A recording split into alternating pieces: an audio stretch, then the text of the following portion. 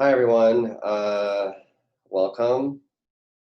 This is the first of our promised kind of series of programmings that we're going to do this year that has to do with whatever immigration questions that we routinely get through email and phone calls. People want to do this, they have questions about particular issues and so forth.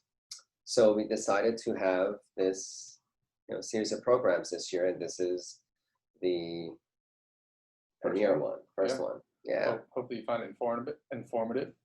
Thank you for tuning in. Yeah, and send comments, and tell us how we can do better. Yeah, suggestions on future videos, comments on this one, questions, we're happy to answer them or respond to your comments.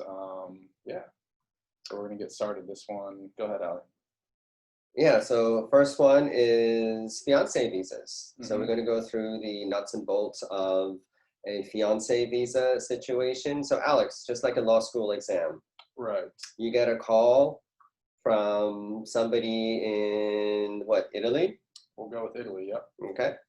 They call you, they met somebody, they want to bring that person over because they are US citizens and they think they can do everything. So what do you tell them? Right, and when you say met somebody, I would first ask, well, is this a friend or a significant other? If it's a significant other, they're in love, they've seen each other, then there are a couple options. The first being is one, if they want to get married and they're in love, they can get married and maybe go through the immigrant visa petition kind of route. Or I think a cleaner case than this, if they just went to Italy and they met someone, fell in love, then a fiance visa, the K-1 visa, may be the cleanest route in that case. Okay, so the caller wants to bring their significant other just as soon as possible. As soon as possible. Then yes, the fiance visa, I think I would push them or advise them to go the fiance visa route for sure. That's really the proper way to do it. The other way, of course, is which we don't recommend, but I suppose somebody from Italy can come in on ESTA and then, adjust status. There's an immigrant intent problem with that situation, which we're not going to cover. Right. And that would not be our advice anyway. Correct. So fiance visa. So the person moves back to, they're from Hollywood, California. So they move back to Hollywood and they want to do it. So what's the first step? So what I tell them, it's a 3-step process. The first step is filing the I-129F here with USCIS. That is step number 1. You're going to have to file the required forms, the required supporting documents as well. Once filed. What's the supporting document?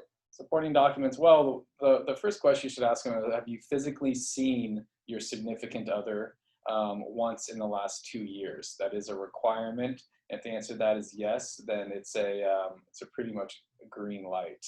You're going to have to show as well as a standing relationship between the two. You can do that with, again, text messages, phone calls, etc. Photos, travel documents, and the like.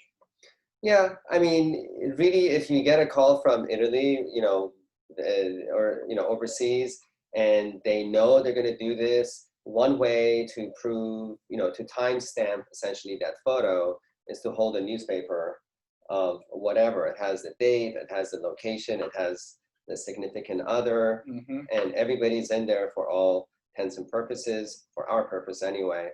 That's kind of proof positive. Yeah, definitely. Print out of WhatsApp conversations, like I said, text messages, things like that. It's going to help to show that they do have a bona fide relationship. So we file in California, I-129F. How long does it take? I like to say be prepared for about 4 to 7 months. With the current processing times and the delays because of COVID, you're probably more on the 5 to 7 month mark, but you never know. It's good to have the client prepared for a decision within that 4 to 7 month range. Do you agree with that? Yeah, I think so. Give or take. Yeah. And then once it's approved, though, it's not an immediate visa, right? No. You're going to get, correct me if I'm wrong, does this go with the NVC or do you go straight to the consulate? So it goes through NVC and then, for a very short stop, and then it goes to, let's say, Rome. Right. You're gonna have to, I mean, through there, you know, you got to jump through some hoops, then some instructions they're going to provide you, and submit some certain documents, I believe, online, as well as set them up for the interview at the consulate. Right. So what we would do basically is to get make sure all the supporting documentation is there. For example, proof of U.S. citizenship, Correct. right? Birth certificate or certificate of naturalization. Passport is not, although it is proof, but it's not proof positive. So birth certificate or certificate of naturalization would be proof of, you know. But and what is the U.S. Person doing for work? Are you asking me, or is that a question? No, yeah, I mean, that's a question. Yeah. That's an issue, right? You got to make sure that the affidavit of support comes handy here, right? Yes, definitely. So, I mean, ideally, the U.S. or the petitioner, the U.S. citizen, is employed, making some money, and then the affidavit of support should not be an issue. What if they're not employed? What if they're just a young college student? I mean, would this be? It's not an IA-64 for Fiance Visa, so it's not a joint sponsor situation, is it? Right, no, but you have the conversation with the client that ultimately you have to have that affidavit of support filed with the adjustment of status, which is our next topic. But it's a conversation to be had, because if the person is thinking that just because they're U.S. citizen, they can do whatever they want as far as bringing people over, I mean, that's not true. There are regulations that they need to satisfy. Correct. Yeah, 100%. Right. Yep. Another question is, so while the I-129F is pending, can that Italian citizen enter the U.S. to visit? Yeah, they can. Yeah. They can, if they can otherwise, show that. So, an Italian citizen, just by virtue of their citizenship, they can come in on ESTA. So there's nothing preventing them from using the ESTA to come in while the petition is being, processed, right? Yeah. If they're from a non-ESTA country, they can still apply for a tourist visa to come in for that purpose. And I think that they might have a stronger argument as to going back home, because they can tell the visa officer that an I-129 has been filed, that they have full intention to go back to consular process, wherever they're from. And chances are they are going to get that visa. We've had tons of situations like that. Right. Now, what is the Fiance Visa for specifically? Yeah. So Fiance Visa is for fiance, right? So the obligation on the part of the U.S. citizen is to, and really on the part of the foreign national, is to get married within 90 days. Right. Yeah.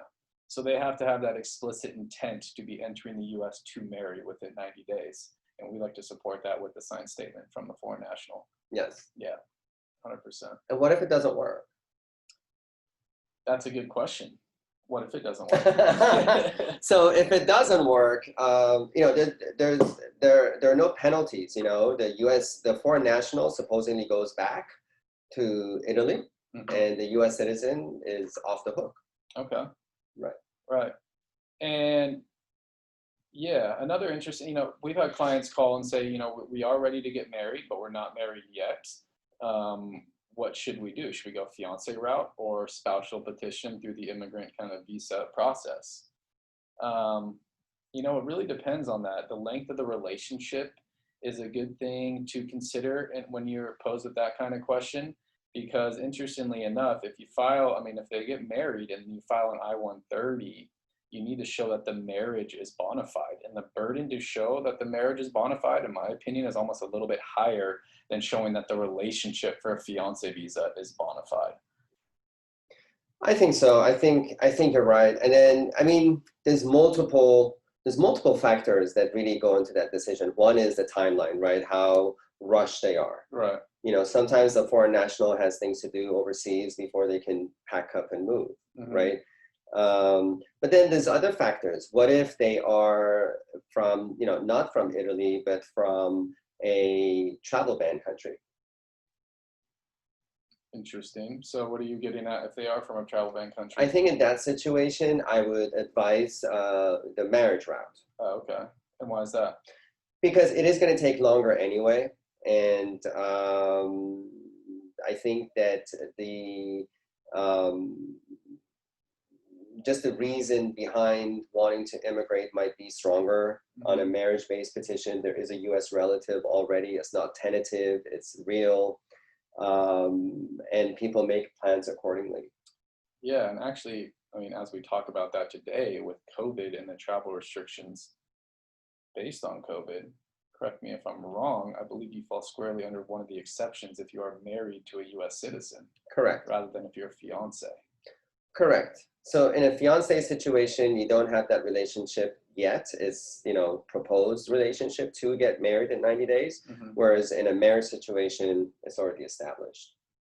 Right. Now, from filing the I-129F, from being able to enter the U.S. with a K-1 visa, what's the average, or what would you say the timeline is for that? From the filing? From the filing of the I-129, from getting the visa interview and entering the U.S. So it depends. It depends, you know, when it is and what country it is. But like you said yourself, you know, like give or take about 5 to 7 months on the I-129 stage. The NVC stop is very quick. It's just literally a pit stop. And then the case is sent to the consulate, and then how busy the consulates are. Right now, because of COVID, you know, consulates are operating on skeletal, really, staff, so everything's backlogged. For example, I believe at Ciudad Juarez in Mexico, backlog is already a year's worth of cases. Okay. That's crazy, but that's how it is. And that's pretty much how it is, you know, around the world. There's backlogs. So I don't know, from NVC to visa interview, typically I would say 60 days. Yeah, I would agree. But longer these days. Yeah, I mean, for the most part, if you do have a standing relationship, you meet that physical presence requirement. What do you call that? Let's call it the physical meeting requirement. Right, they need to have met in person. Yeah, met in person. You have a standing relationship. I mean, a fiance visa, it's a clean process, and it's an effective route to take to get your significant other over to the U.S. But you do have to have that intent to marry within 90 days. That's an important part. It's not for them just to come to the U.S. and then figure out whether or not you're going to marry. Hopefully you do intend to marry within that 90 days. Yeah, a couple of things that just comes to my mind. Proxy meetings don't work for this purpose. What do you mean by proxy meetings? The video Zoom meetings. Right? Yeah. So you need to actually have met in person for this to work. Yeah. I think that certain countries certainly have a higher bar to prove the relationship. Yeah. I think for whatever reason, fair or not, certain countries do. Yeah. And just because the I-129F was approved at the USCIS stage doesn't mean you're not going to run into issues at the consular interview.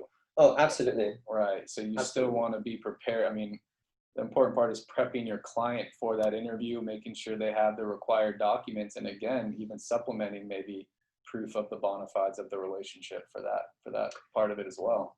Yeah, absolutely. And then the other thing is, again, and we can talk about this for hours and hours and hours, but little issues that are important these days, right? So we mentioned travel ban countries. Now, you know, we're sitting here January 12th, and in 8 days, we're going to have a new president. That president is supposed to remove the Muslim ban on day 1. So let's say that happens, okay? But let's say that happens, but applicants from Muslim countries, predominantly Muslim countries, they had difficulties getting US visas prior to Trump's Muslim ban, right? Because of background checks and so forth. For example, let's just zoom in on a country that we have a lot of experience on. And in fact, we're going to go to federal court on this very issue, hopefully within a couple of months. And that is the Irgc ban, right? Yeah. So Irgc is designated as a terrorist organization by the US government, a designation that is extremely unlikely for it to go away under a Biden administration. That's going to stay. So if your significant other has served any time at Irgc, right, they're not going to get the fiancé visa. At any level, really. At any level. They're just not going to get the US visa. That's the problem. Even if, say, there were, conscripts, even if they served tea, they didn't do anything, it doesn't matter. They served in IRGC, therefore they are not eligible for the US visa, unless we prevail in our lawsuit, then they might be. There we go. There we go. So, those are little issues. If, for example, even without Trump's travel ban, I think a male person from one of those countries between a certain age and certainly marrying age, late 20s, early 30s, may have extended background checks to clear. And that's going to be a topic of another video discussion. So there's all these issues that, we really encourage you to discuss with your attorneys upfront before you pay money, all of these are issues that you need to be fully aware of before jumping in. Definitely. Yeah, and you really benefit from having, an immigration attorney on your side that you trust with the entire process. Without one, it's going to be a headache, and you're going to run into a lot of obstacles that you're going to eventually, I promise you, be reaching out to an attorney by the end of it. That's for sure. 100%. Yeah. So Alex, somebody gets the Fiance visa in Rome. Okay. What do they do? Well, they need to use that visa in order to enter the U.S., I think within about 60 or 90 days, right? Right. Yeah. And then they come in under Fiance category, K-1, yeah. right? So they're kind of eligible to work on day one, but unfortunately, a lot of companies, a lot of places in the US require an actual employment authorization document, okay, which is going to take some time. Yeah. So finance becomes important. If you are, not independently wealthy and you have to count the money as to, now you're going to have a second person in your household that perhaps is unable to work for at least a little bit to contribute. So you have to think about that. I feel like as attorneys, we always see problems ahead of time that people don't want to know, but that's kind of our job, really. We're problem solvers. That's what we get paid for. And the other thing to keep in mind is if you do decide to go the fiance route, which is a good route, there's going to be inherently a second step to that once you enter the U.S., and that's applying for adjustment of status, which is a whole other process, and some more legal fees. But it is what it is. It is what it is, and that's going to be the subject of our next program, by the way. Yeah. Adjustment of status. Now, this video is kind of off the cuff, so I'm sure we missed a couple things. Yes. Again, if you have any questions or want some more information, either leave a comment down below. Please remember to subscribe to our channel. We're going to have a series of these videos moving forward. But yeah, we hope you enjoyed and found this a bit informative. Yeah, so on Instagram, obviously it's U.S. Immigration Lawyer. On YouTube and Facebook is Bulor/Carl Immigration Group. And on Twitter, just join one of those things and all the addresses are there. But we really appreciate you watching. Yeah, you'll find us. All right, well, talk to you soon. Bye.